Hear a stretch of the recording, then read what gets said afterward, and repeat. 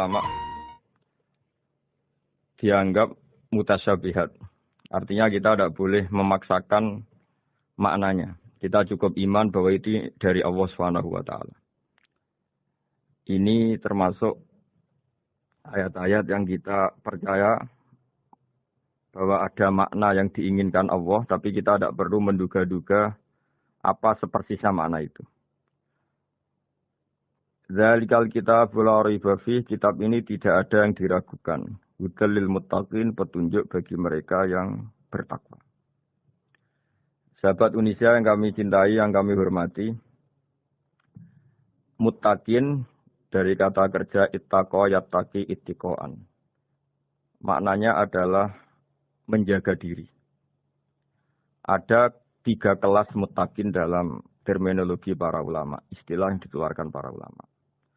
1, muttaqin orang yang menghindari perilaku syirik atau perilaku kekafiran. Sehingga menurut para ulama, apapun faseknya seorang mukmin, apapun kelirunya orang mukmin, misalnya pernah mencuri, pernah korupsi, pernah apa saja, masih dianggap mukmin karena dia masih bertauhid la ilaha illallah Muhammadur Rasulullah. Ini muttaqin yang paling kelas pokok, kelas bawah. Kemudian ada muttaqin kelas kedua, yaitu mereka yang menghindari dosa besar tapi tidak bisa menghindari dosa kecil. Misalnya bisa menghindari dosa zina, tapi tidak bisa menghindari dosa melihat perempuan yang bukan mahramnya, yang bukan halal bagi dia. Ketiga muttaqin paling ideal, yaitu menghindari dosa besar, juga menghindari dosa kecil, bahkan menghindari sesuatu yang tidak penting. Ini yang dalam terminologi ulama disebut para wali atau para ulama.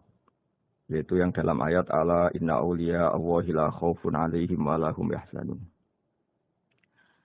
Ini penting kami jelaskan kelas-kelas muttaqin supaya bahwa mukmin tidak pernah keluar dari status iman meskipun dia pernah melakukan satu kesalahan besar. Karena yang dikatakan mukmin adalah siapapun yang meyakini kebenaran risalah Muhammad. Risalah yang dibawa Muhammad berarti dia mukmin. Soal dia melakukan dosa atau apa saja itu menjadikan dia fasik tapi tidak keluar dari status mukmin. Ini yang dimaksud dalam sebuah hadis, man qala la ilaha illallah dakhalal jannah. Siapapun yang pernah melafadzkan la ilaha illallah iman maka dia pasti nanti masuk surga. Kemudian ada beberapa pertanyaan dari para sahabat dengan masa lalu orang itu yang macam-macam, Nabi tetap menjawab meskipun dengan masa lalu yang macam-macam. Sebab itu perlu dikaji serius, sebagaimana ada yang ditafsir Sawi bahwa muttaqin itu dari kata kerja ittaqa yattaqi ittiqaan atau ittaqa yattaqi taqwan. Ini maknanya orang yang menjaga diri. Tentu menjaga diri ini ada yang kelas premium, kelas sempurna. Jadi sesuatu apa saja yang bahaya kita jaga, termasuk dosa kecil, melakukan hal yang tidak penting. Ada orang mukmin yang hanya bisa menjaga dari dosa kekafiran, dosa kemusyrikan. Ini pun dengan segala kesalahannya masih ada kemungkinan dimaafkan Allah. Karena Allah pernah berfirman, innallaha la yaghfiru ayyushraka bihi wa yaghfiru ma duna dzalika liman yasha.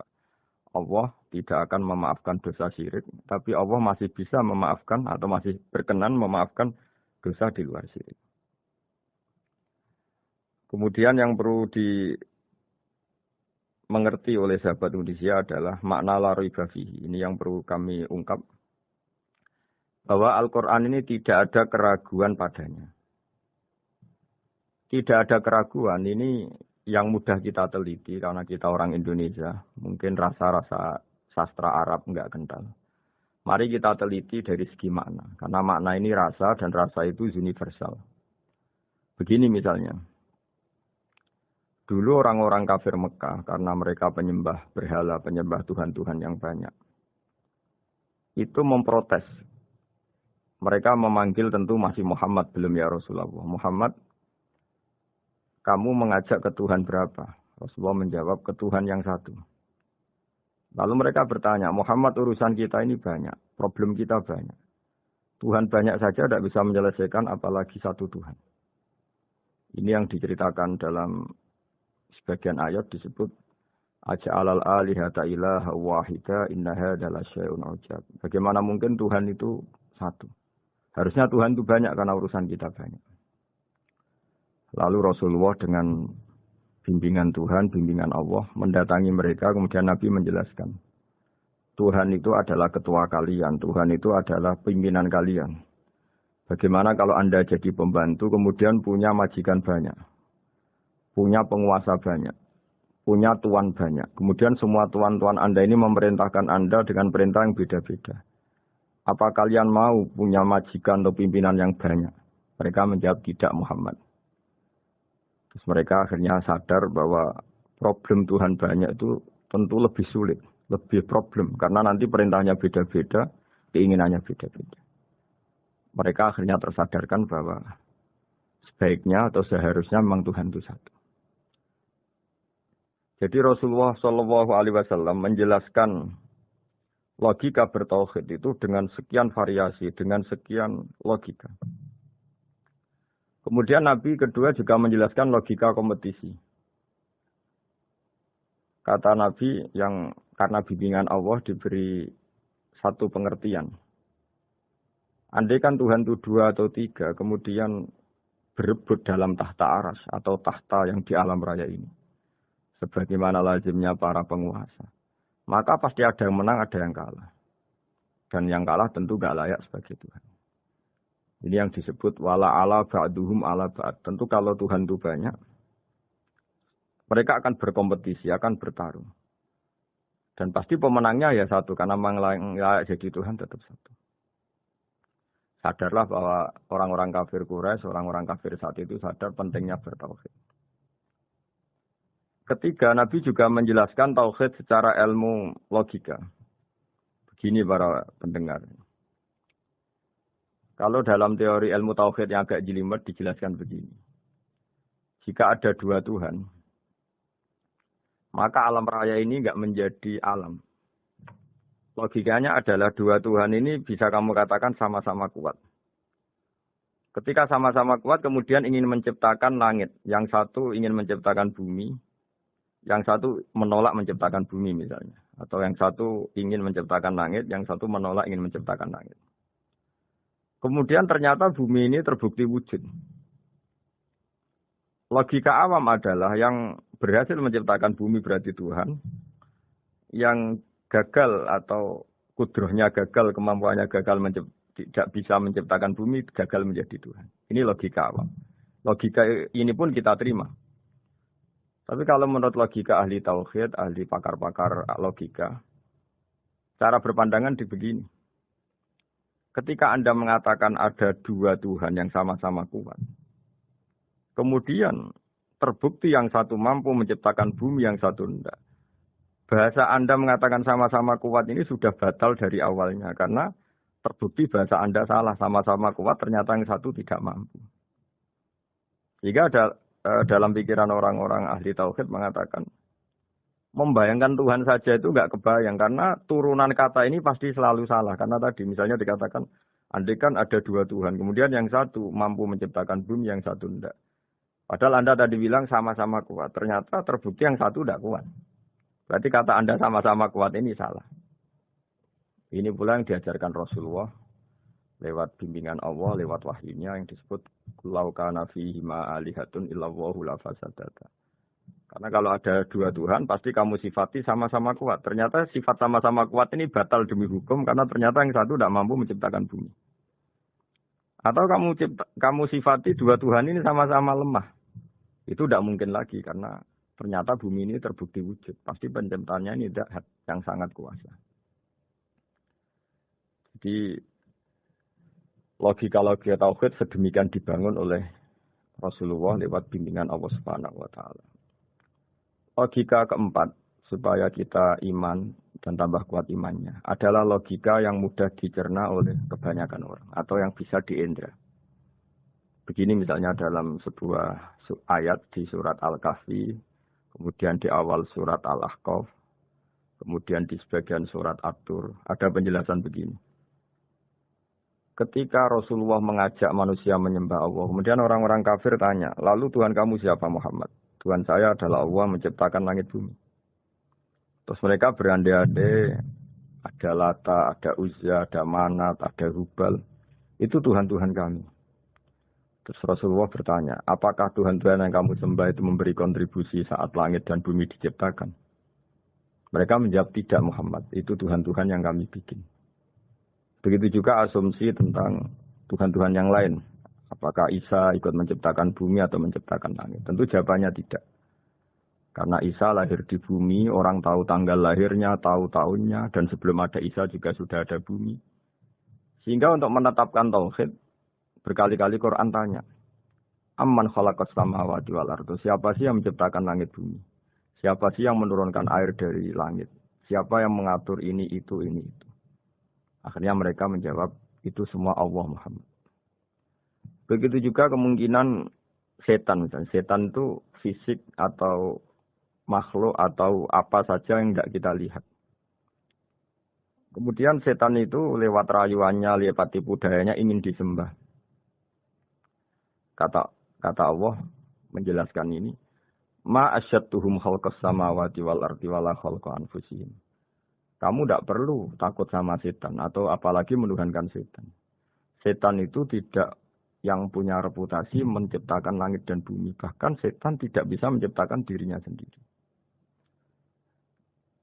Ini menjadi pengetahuan bagi kita. Betapa bagi pakar-pakar tauhid, ahli tauhid. Ketika setan nyatanya diusir dari surga. Itu pun versi mereka.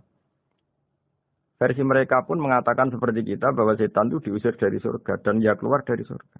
Kalau setan itu Tuhan, tentu diusir nggak mau karena di surga itu nikmat.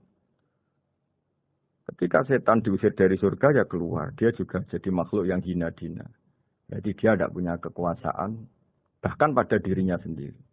Dipaksa keluar dari surga ya keluar, dipaksa menjadi ahli neraka ya jadi ahli neraka, dipaksa jadi apa saja juga dia akan jadi seperti yang dipaksakan.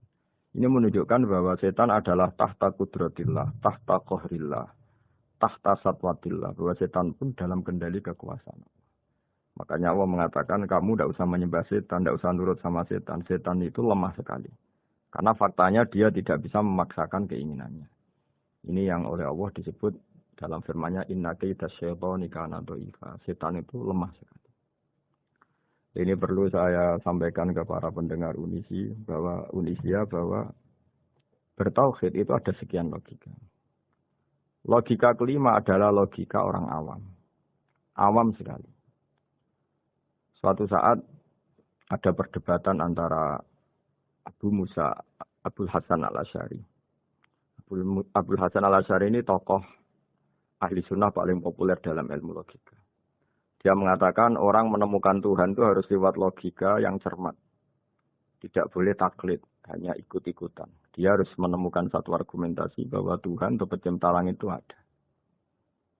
Kemudian ada satu problem di mana orang-orang kampung atau orang-orang yang lugu atau orang-orang awam itu tidak bisa ilmu logika, ilmu mantek kalau dalam bahasa pesantren. Kata Abu Mansur, kata Abul Hasan al-Asy'ari, itu masih mungkin. Hasil para ulama ini meneliti ke orang-orang yang lugu, yang di kampung, yang petani, yang lugu sekali. Apa yang mereka temukan? Ternyata mereka punya cara logikanya sendiri untuk menemukan Tuhan, Sang Pencipta. Pernah suatu saat ada seorang petani lugu, biasa menggembala unta, ditanya,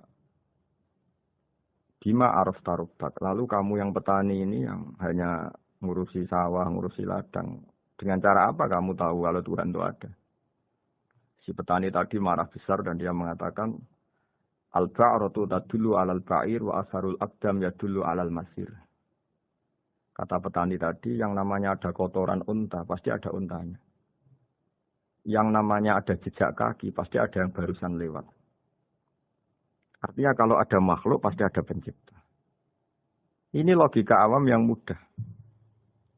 Kita tidak mungkin mengatakan bumi ini pencipta, mengatakan matahari pencipta.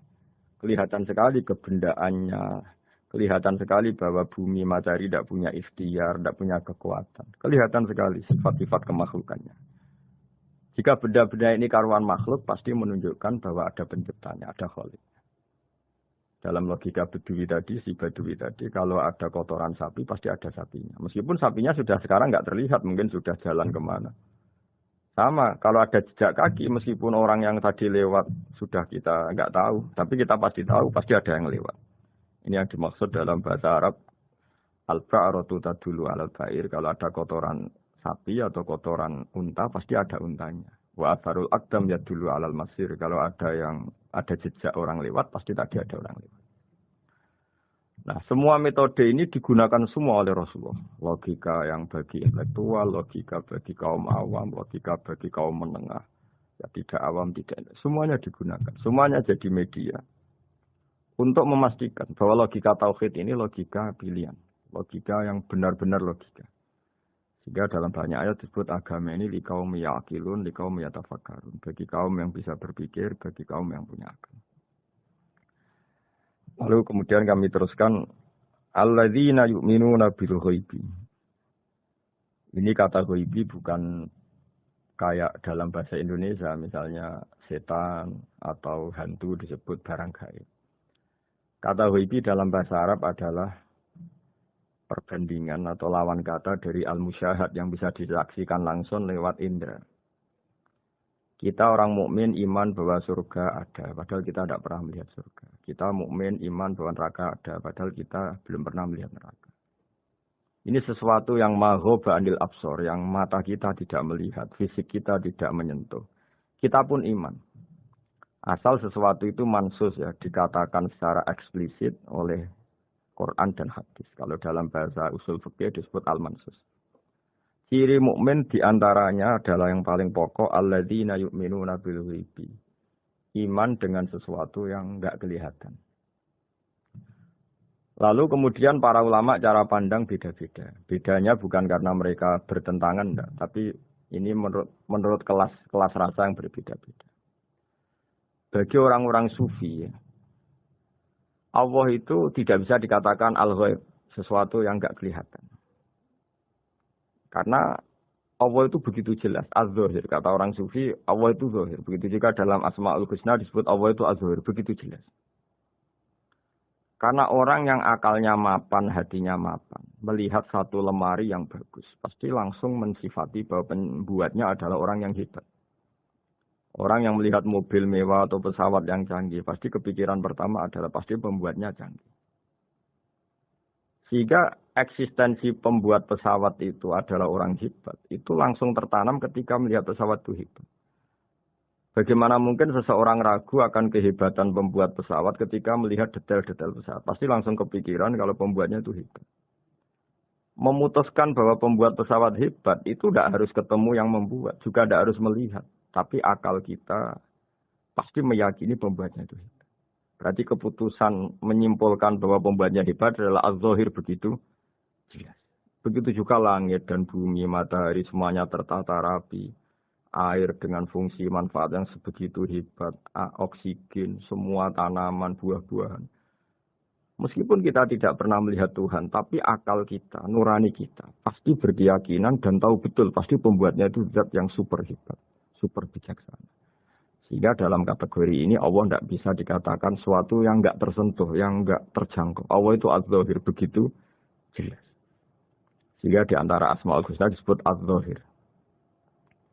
Sebab itu saya menganjurkan atau saya punya saran bahwa alladzina yu'minuna bil ghaibi itu contoh paling mudah itu kayak surga, kayak neraka. Kalau Allah sendiri itu az-zahir, mudah diketahui. Karena tadi orang yang melihat pesawat canggih, pasti saat itu juga berkeyakinan dan itu pasti benar, pasti pembuatnya juga canggih. Nah, di sini disebut alam raya ini ayat, semuanya itu bukti kekuasaan.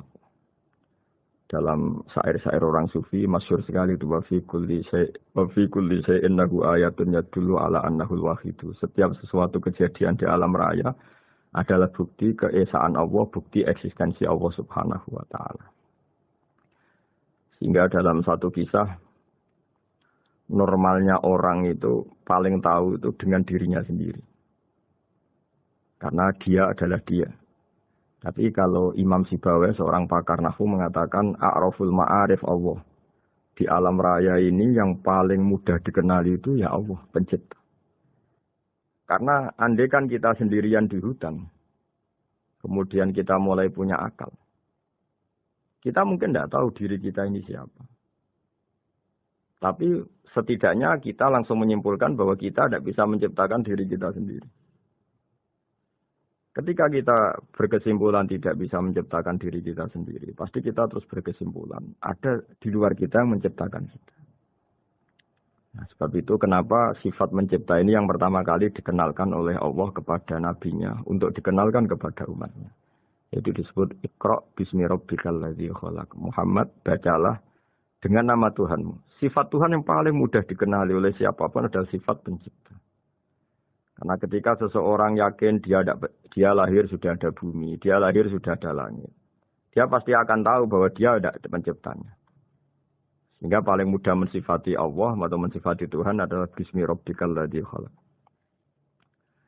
Terus kemudian di antara ciri orang baik adalah wa yuqimunas shalat. Kemudian beriman kepada yang gaib, menegakkan salat.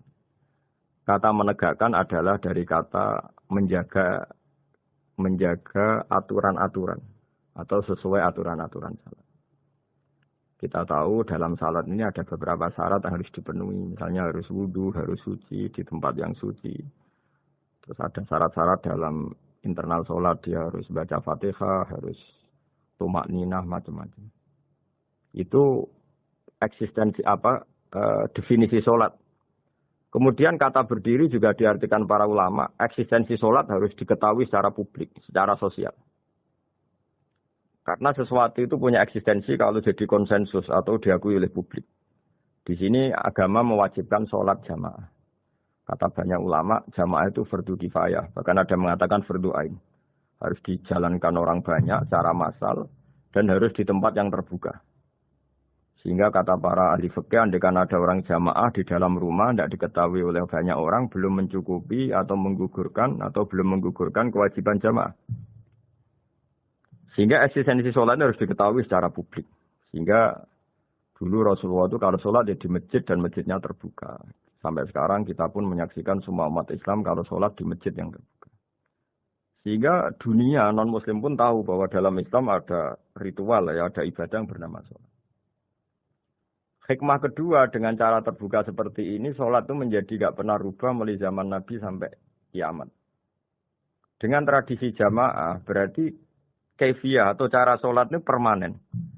Bapak kita sholat ya seperti itu, imam seperti itu, anak cucu kita akan meniru kita ya seperti itu. Sehingga nggak ada varian-varian yang hanya berdasar subjektivitas musolli yang sholat. Taruh saja kita misalnya jadi seorang sufi yang baru takut sama Allah atau baru usul kalau dalam bahasa sufi. Kemudian kita sholat sendiri di rumah, mungkin dengan gaya menangis, terseduh-seduh, macam-macam. Ini tentu tidak baik sebagai standar sholat. Begitu juga ada anak atau pedagang yang kesusu atau tergesa-gesa, kemudian sholat hanya sekian, 2 menit, 1 menit. Ini juga tidak baik. Meskipun itu boleh dilakukan individu-individu. Tapi kalau dalam sholat jamaah, orang harus manut imam, dan ada standarnya, misalnya tumak nina itu biqadri subhanallah, jadi ada ukurannya. Ini penting saya utarakan bahwa hikmah jamaah itu bukan sekedar dapat pahala 27 kalau sendiri, dapat pahala 1 itu enggak. Tapi ini menjaga eksistensi sholat supaya ya seperti ini terus sampai kiamat. Sehingga orang Indonesia atau orang Afrika, orang mana saja, itu ketika haji atau ketika saling berkunjung di negara lain, itu nggak akan kaget dengan cara-cara sholatnya, karena seluruh dunia kaifiyahnya caranya sama. Ini semua barokah dari jamaah. Maka Rasulullah itu nggak banyak ngendikan tentang caranya sholat, beliau hanya ngendikan shollu kama ra'aitumuni usolli. Sudahlah kamu pokoknya makmum saya, nanti caranya kamu sholat sama seperti saya seperti ini. Sehingga kata menegakkan sholat adalah bisa kita tegakkan kalau kita aparat negara ya bikin-bikin aturan supaya eksistensi sholat nggak terganggu. Kalau kita seorang kultural juga mensuasanakan sholat dan supaya kefiahnya atau caranya sholat ini benar kita tradisikan jamaah. Sehingga anak kecil ngikuti yang besar, yang bodoh ngikuti yang pinter dengan satu cara. Itu barokahnya jamaah. Sehingga wa yuqimuna sholat itu sholat kita dirikan baik secara personal Dengan cara-cara tumak nina, kita suci di tempat yang suci. Maupun kita tegakkan, kita maklumatkan, kita jadikan konsensus bahwa sholat ya seperti ini. Sehingga ada khayal-khayal lagi dalam Islam. Misalnya nyuwun sewu ada aliran yang mengatakan, ya kalau Tuhan itu kan enggak bebas arah, bebas tempat. Terus dulu pernah ada orang sesat sholat sampai 4 rakaat 4 arah, alasannya Tuhan itu tanpa arah. Enggak akan terjadi seperti itu. Karena ijma'nya umat Islam, konsensus umat Islam akan menolak paham yang seperti itu. Jadi, saya mohon sekali ini pentingnya jamaah. Dengan jamaah maka caranya sholat, cara meyakini madhab kiblat dan sebagainya terjaga ila yaumil kiamah sampai hari kiamat. Terus sifatnya orang mukmin lagi wa mimma razaqnahum yunfikun dan menafkahkan sebagian rezeki yang kami berikan. Ya ini termasuk zakat, sedekah. Jadi ada sebuah riwayat mengatakan inna fil mali haqqon. Harta itu ada haknya yaitu zakat. Tapi ada juga saran inna fil mali haqqon siwa zakat. Di luar keharusan zakat juga ada hak-hak kita untuk memberikan sebagian rezeki kita. Taruh saja misalnya saya punya uang 10 juta. Secara nisab zakat belum sampai 1 nisab. Karena 1 nisab itu sama dengan nilai 84 gram emas. Itu kalau diuangkan, kalau 500 ribu ya sekitar 42 juta. Tapi kita sebelum punya 1 nisab pun tetap ada keharusan mengeluarkan sebagian. Yaitu tentu dalam fikih kita wajib mengeluarkan uang untuk anak kita, untuk istri kita. Itu yang wajib-wajib. Kemudian ada sosial, kita nyumbang masjid, nyumbang yatim piatu macam-macam. Sehingga kata para ulama, ciri utama mukmin diantaranya adalah melakukan zakat. Baik zakat yang fardu maupun zakat yang sunat. Karena kata zakat itu dimaknai fardu, sebetulnya definisi para ahli fikih untuk membedakan zakat yang wajib dengan sedekah. Tapi sebetulnya zaman dulu enggak ada seperti itu. Zakat itu maknanya bersihkan harta. Sedekah dari kata sedekah bukti benarnya iman. Jadi sedekah dari kata dari kosakata sedekah yasduqu sidqon, sesuatu yang membuktikan kita loyal itu disebut sedekah. Kita nikah, mas kawin dibahasa Arabkan sedekah dari kata sedekah juga. Kita bukti iman, loyal, kita sedekah. Bukti bahwa kita teman akrab disebut siddiq atau sodik. Kalau dalam bahasa Arab teman namanya juga sodik karena cara bertemanan secara benar, secara loyal. Sehingga wa mimma razaqnahum yunfikun ini ya memasukkan zakat yang dalam terminologi fikih yaitu zakat yang zakat al-wajibah atau zakat yang dengan makna lughat yaitu artinya asal membersihkan harta kita entah lewat zakat, sedekah, hadiah kepada orang-orang yang kita hormati. Semuanya juga masuk dalam definisi zakat atau wa mimma razaqnahum yunfikun. Kemudian sifat terakhir dari orang muttaqin adalah walladzina yu'minuna bima unzila ilaika wa ma unzila min qablika bil akhirati hum yuqinun ulaika ala hudam mir rabbihim wa ulaika humul muflihun. Di sini diterjemah mereka yang beriman kepada kitab yang kami turunkan kepadamu dan yang diturunkan sebelum kamu. Ini kata yang diturunkan sebelum kamu penting sekali karena ciri utama Nabi adalah dia tidak pernah beda dengan Nabi sebelumnya. Karena kebenaran tauhid pasti tunggal. Nabi-nabi dulu pasti mengajarkan tauhid, hanya menyembah Allah. Enggak mungkin nabi berikutnya kemudian bikin ajaran baru dalam tauhid. Sehingga andaikan semua kitab Injil, Taurat itu masih versi yang orisinil, pasti enggak ada yang beda dengan Quran. Karena ciri utama kebenaran adalah iman dengan Quran dan iman kepada kitab yang diturunkan sebelum Al-Quran. Wabil akhiratihum yuqinun, mereka juga yakin akan datangnya hari akhir. Itu bisa disebut yaumul ba'ats.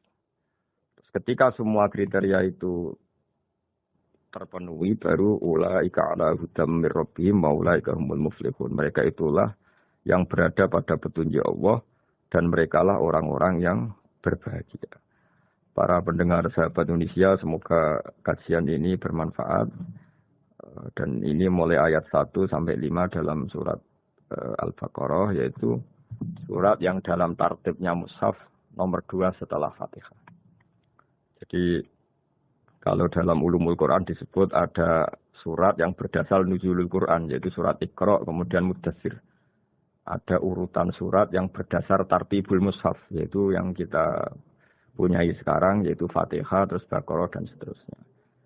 Dan urutan-urutan ini pun sesuai petunjuk Rasulullah Shallallahu Alaihi Wasallam.